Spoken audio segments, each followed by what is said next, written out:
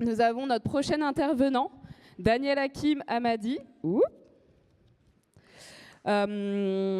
qui est venu se former en septembre 2024. Notre premier intervenant cet après-midi continuera de nous parler de design fiction et d'intelligence collective. Certains ont pu participer à son atelier de ce matin. Est-ce que, au bras levé, qui a participé à l'atelier de Daniel Hakim ce matin? Exactement, t'as fidélisé. Donc Daniel Hakim est venu se former en septembre 2024 et c'est depuis cette formation qu'il a développé des ateliers de design fiction, sociologue de formation, tu es facilitateur indépendant et conférencier. Une des particularités que tu as, c'est quand même que tu donnes beaucoup d'accent à l'immersion, à la création d'expériences. Je pense que ceux qui ont fait l'atelier ont pu le constater. Et c'est quelque chose qu'on va retrouver dans ta présentation, filmer le futur pour mieux décider quand la fiction devient un outil stratégique. Bienvenue Daniel Hakim. Merci, mais quel accueil chaleureux, dites-moi. Alors écoutez, je meurs de chaud. Ma dernière conférence, c'était à Marrakech et j'ai eu moins chaud qu'aujourd'hui. Voilà. C'est sympathique. Non mais pour de vrai, on a eu de la pluie toute la semaine. Bon, ravi. Merci de vous accueillir. Allez, petit détail technique, s'assurer que ça fonctionne bien. Parfait. Alors je vais vous parler du futur aujourd'hui. Je vais même vous parler de la manière dont on peut le filmer pour prendre des décisions ensemble. Mais avant ça, j'ai une petite histoire à vous raconter, très courte. C'était il y a 3 ans. Et comme toutes les bonnes histoires, ça commence très souvent à la terrasse d'un café. Et j'étais là avec l'un de mes amis, Abdoulaye Diallo. Alors Abdoulaye, c'est un réalisateur de talent qui accompagne depuis plusieurs années des sportifs de haut niveau. Et il les aide à se raconter, pas se la raconter, hein, la nuance est importante, se raconter. Alors il suit des sportifs dans toute l'Europe, mais également en Afrique. Et puis on s'est retrouvés à une terrasse, lui et moi, et puis on a commencé à philosopher, dans le bon sens du terme. Et puis on a parlé des réseaux sociaux, des chaînes d'information continue. Je ne vous fais pas un dessin. On a parlé de tous ces écrans qui étaient en train de faire des chasses au temps de cerveau disponible. Alors on a fustigé l'époque et puis on a pensé, parce que lui et moi on est pères de famille, on a pensé à nos enfants. Et ça a commencé avec un « et si ». Et si demain on avait la possibilité d'avoir des écrans, des films, des fictions qui nous libèrent au lieu de nous aliéner, qui nous relient et nous permettent de prendre de bonnes décisions, au lieu de nous séparer. C'est parti de cette question toute bête. Et je dois vous le dire aussi, parce que je l'ai oublié, ça se passait autour d'une citronnade. Et là, quand vous prenez une citronnade avec un pote sur une terrasse, c'est que vous avez pris un coup de vieux. Gardez ça pour vous. Alors, évidemment, on n'est pas au cinéma, là. On va briser le 4e mur et vous allez participer si vous voulez bien. Je vais donc vous demander de me commenter cette image et de me dire ce que vous voyez. Un petit peu plus fort, c'est possible? Un vaisseau spatial, on prend? Ouais, c'est plutôt juste. Quoi d'autre? Futuriste, un vaisseau spatial, ok. Ouais. Une attraction Disney. Alors en réalité, c'est mon baromètre à geek, c'est pour voir à qui j'ai affaire. Ça, c'est un TIE Fighter. Vous connaissez le TIE Fighter? Non? Bah, c'est un vaisseau issu de Star Wars. Alors en apparence, vous voyez un vaisseau issu de la science-fiction. On peut y voir autre chose. On raconte qu'en 1977, lorsque Star Wars est sorti, ça a époustouflé tous les ingénieurs de la NASA. Alors pourquoi ils ont été époustouflés à votre avis, ces ingénieurs de la NASA? Pas par la technologie, mais par le fait que ça rendrait très concret des technologies qu'il était impossible de toucher du doigt. C'était texturé. Ça rendait réaliste quelque chose qu'on n'avait que dans notre tête. C'est ce qu'on appelle un prototype cognitif. De la manière que vous avez des prototypes, vous pouvez toucher, il y a des prototypes pour l'esprit, et c'est ce que permet de faire ce genre de fiction, ce qui a permis de faire Star Wars. On raconte même que la toute première génération d'ingénieurs de la Silicon Valley s'est engagée dans la Silicon Valley après avoir vu Star Wars. C'est pour vous parler justement de l'impact culturel. Alors gardez ça à l'esprit, vous allez en avoir besoin avant que je vous en dise un petit peu plus sur ces films et sur le film que nous, on a produit avec Abdoulaye. Deuxième chose. Alors, je vous le disais, le film, c'est un prototype cognitif, c'est aussi un simulateur peur collectif, on va pouvoir en parler comme ça. C'est quelque chose qui nous permet de nous projeter et d'avoir une vision collective d'un univers, voire d'une technologie. Mais au-delà de ça, la fiction, c'est aussi ça. C'est la plus vieille technologie du monde. C'est une technologie ancestrale. Est-ce que vous voyez pourquoi? Pourquoi on peut parler de technologie? Tout simplement parce qu'avant la roue, avant le feu, on a eu des êtres humains qui ont utilisé très très tôt la narration comme un genre d'objet invisible pour se transmettre des savoirs de survie, pour organiser l'action collective. Et puis plus que ça, vous avez certains spécialistes de l'histoire des religions qui vous diront que le mythe, la croyance, la question c'est pas de savoir si c'est juste ou non, c'est de savoir à quoi ça sert. Et que ça pourrait servir dans cette perspective à donner du sens, une architecture de sens à ce qu'on vit. Quelque chose qui rendrait finalement notre environnement complexe supportable psychologiquement. Et il y en a qui vont plus loin, comme le philosophe Paul Ricoeur, qui vous dira que finalement, si on ne se racontait pas des histoires, l'histoire humaine justement serait une suite de chaos et qu'on aurait du mal à se repérer. Donc la deuxième chose, sachez qu'on a besoin de ce genre de technologie ancestrale, on a besoin d'histoire pour donner du sens et se transmettre des savoirs ancestraux qui nous permettent de nous diriger collectivement. Deuxième aspect du film. Et puis vous avez besoin d'un autre principe clé avant d'entrer dans le concret et de comprendre comment construire un film de fiction pour prendre des décisions. Ça, c'est une petite scène qui s'est passée, scène réelle, qui s'est passée dans les années 80 aux États-Unis et qui a été observée par Sarah Lays Starr. C'est une sociologue de la science. Et voilà ce qu'elle a observé. On avait un musée, et dans ce musée, un musée de zoologie ou d'histoire naturelle, c'est au choix, on faisait entrer une nouvelle espèce animale. Et là, elle observait une scène tout à fait curieuse. Autour de la table, vous aviez un scientifique, naturellement, un conservateur, un biologiste, mais aussi un collectionneur ou encore un financier et un directeur de musée. Alors vous imaginez bien que ces gens-là, ils n'ont pas les mêmes intérêts. Ils ne voient pas la même chose quand vous leur montrez un fossile. C'est ce qu'elle a appelé un objet frontière. Un objet frontière, c'est un objet dont on a tous besoin et dont vous avez besoin dans ce que vous créez. C'est un objet qui permet aux gens de regarder dans la même direction, dans le même sens. Vous imaginez que là, le financier, qu'est-ce qu'il voit à votre avis quand il voit cet objet-là?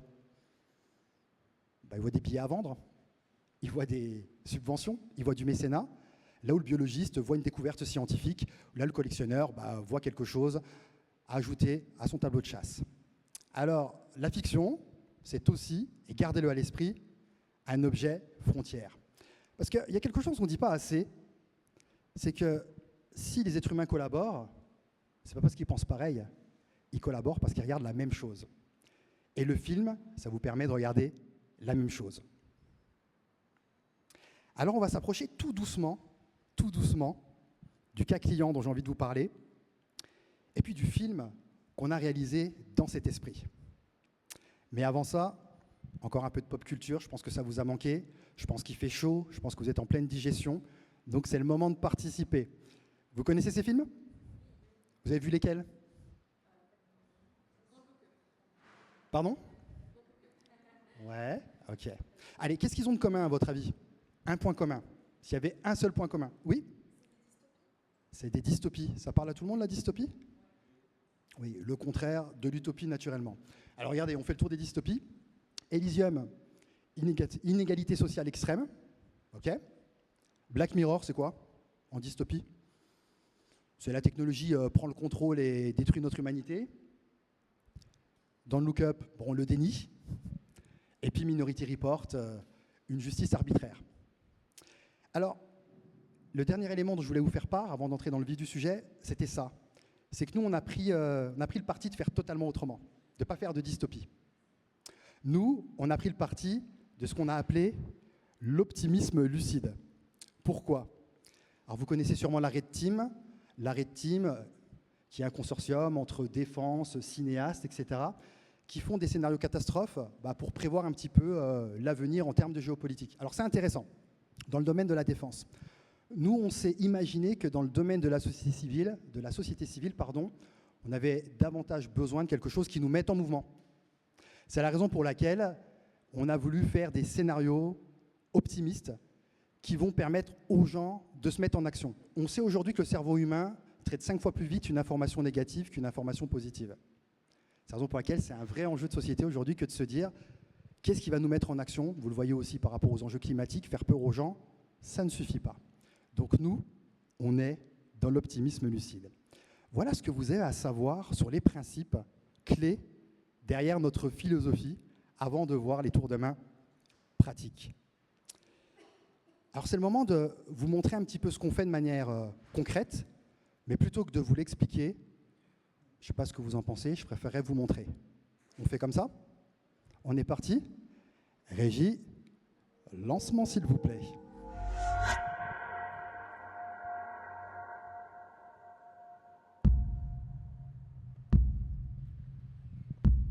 Tout ce que vous allez produire aujourd'hui et dans les prochaines semaines fera l'objet de la réalisation d'une mini-série.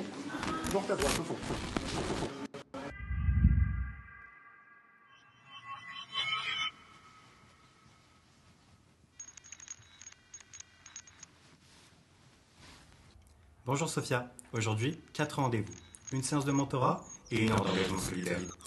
On peut ajuster toi.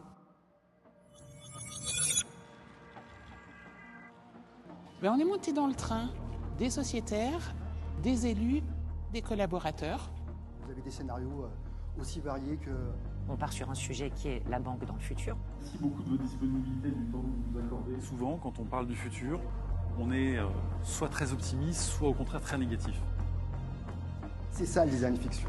C'est comment on va pouvoir ensemble co-créer des scénarios d'avenir, les rendre tout à fait tangibles pour que ça nous donne envie de nous mettre en action. On les emmène sur des futurs qui sont désirables.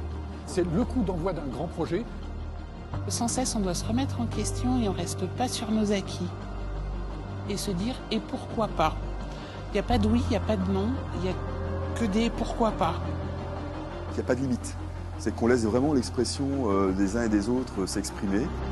C'était très très ouvert, extrêmement riche en échanges, en partage et en vision future. Ça fusait de tous les côtés.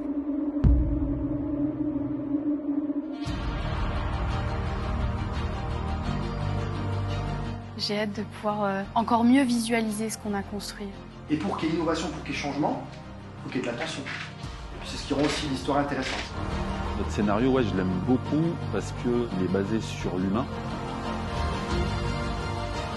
Ça donne foi en l'intelligence humaine, au contact humain, au lien social ponctuel. On arrive à des choses qui sont motivantes.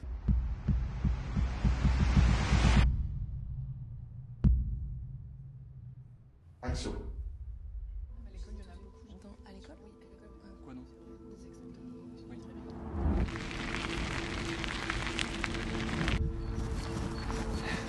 T'es vraiment la seule conseillère qui s'adapte à pour les trucs comme ça. La flexibilité, c'est essentiel.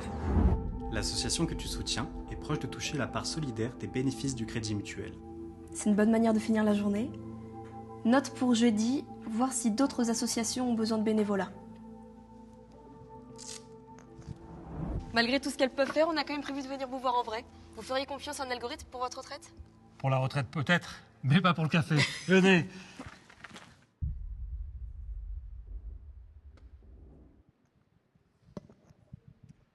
Voilà le genre de choses que l'on produit.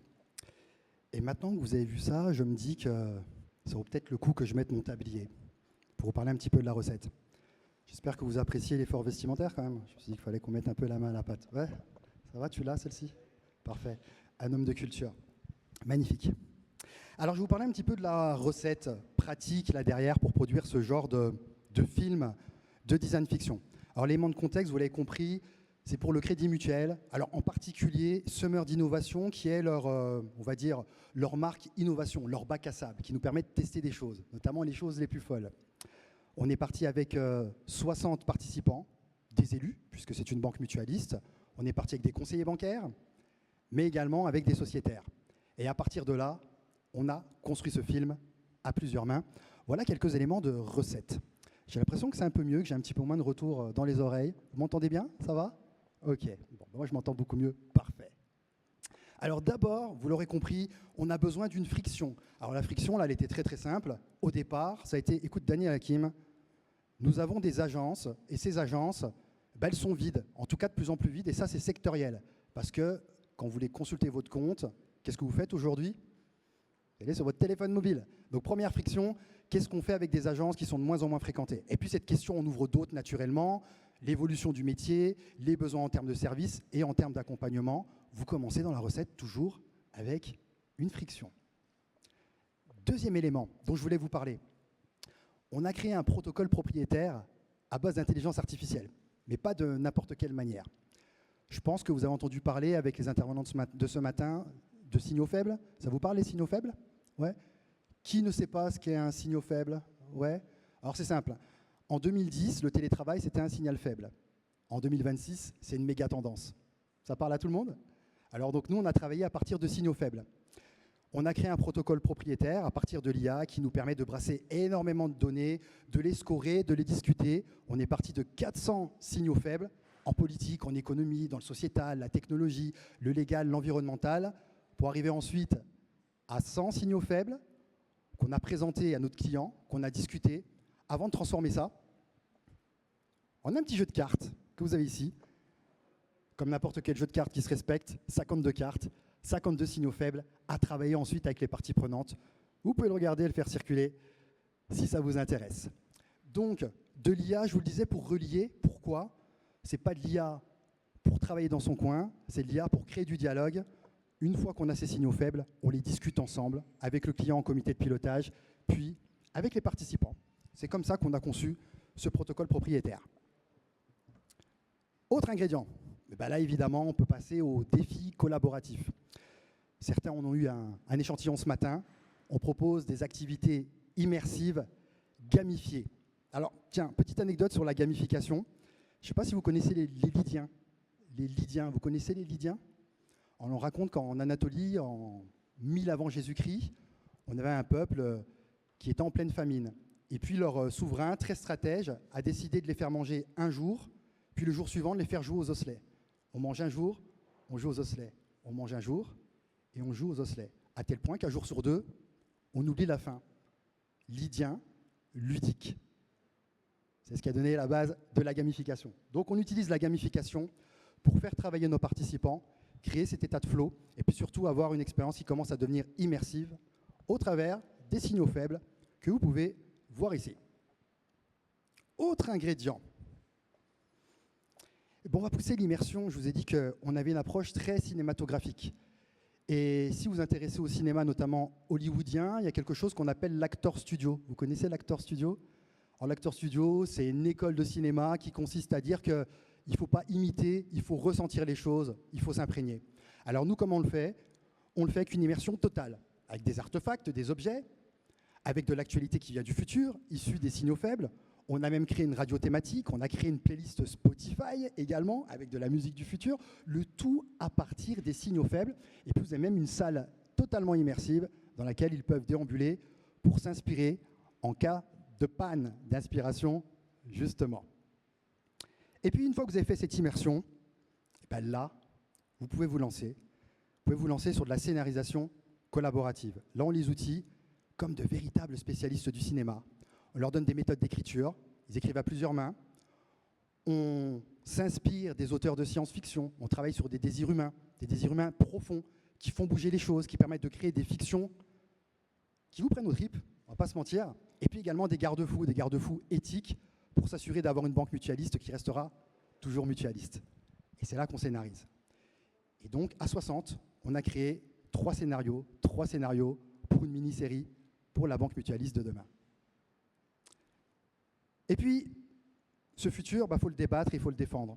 Alors on pousse l'exercice encore plus loin, avec une vraie fausse conférence de presse en public, où chaque groupe va pouvoir défendre sa vision du futur, va pouvoir la confronter à celle des autres. N'oubliez pas, des élus, des sociétaires, des conseillers bancaires, puis également du public, pour s'assurer qu'on soit sur un scénario désirable et qui tienne la route. Et puis on joue même ce qu'on appelle les spin doctors. Un spin doctor dans le domaine des séries, c'est quelqu'un qui va vous donner ce petit twist pour améliorer la série et faire en sorte qu'on ait envie de la suivre et de s'immerger dedans. Alors voilà, On arrive à la fin de cette démarche de design fiction et il ne vous reste plus qu'à incarner tout ça et tourner ce film. Tout ce que je vous raconte là, ça nous a permis de faire quoi? Ça nous a permis de montrer à l'écran un sociétaire divorcé qui court après de nouvelles ressources financières en garde partagée. Ça nous a permis de parler aussi d'un senior en zone rurale, isolé, en pleine fracture numérique, ou encore d'un jeune entrepreneur qui court après le temps et qui n'arrive pas à avoir son conseiller. Vous avez vu, c'est très ancré. C'est dans le quotidien. Et tout ça, de manière cinématographique, en s'assurant que la technologie soit au service de l'humain, au service du modèle mutualiste, et puis surtout, que ça crée de l'engagement, que ça donne une vision commune, un objet frontière qui nous donne envie de bouger ensemble. C'est ça, l'utilisation du film pour décider ensemble. Alors, j'en reviens à ma citronnade. Mon truc de vieux, ouais. Ma citronnade au café. Finalement, quand j'y repense, cette conversation fondatrice avec Abdoulaye, c'est peut-être un truc beaucoup plus simple que ça. Quand j'ai demandé à l'un des participants « Qu'est-ce que tu retiens des scénarios que tu as créés ?» il m'a dit « Mais merde, c'est sacrément humain. » Oui, c'était sacrément humain. Mais j'ai surtout pensé à Edgar Morin qui disait que le cinéma, déjà dans les années 50, c'était une machine à rêve. Une machine à rêve socialement organisée qui permet de projeter nos craintes, mais aussi nos désirs. Donc c'est peut-être ça qu'on a réussi à réaliser tous ensemble, à 60. Et puis peut-être aussi que c'est une manière pour nous de dresser des ponts plutôt que dresser des murs dans un monde qui s'organise en blocs, en archipels, et ceci de plus en plus. Donc peut-être qu'on peut utiliser les écrans pour devenir un petit peu plus lucide. Je vous remercie de m'avoir écouté et je vous souhaite une bonne suite de journée sous le signe de l'innovation et du design. À très bientôt.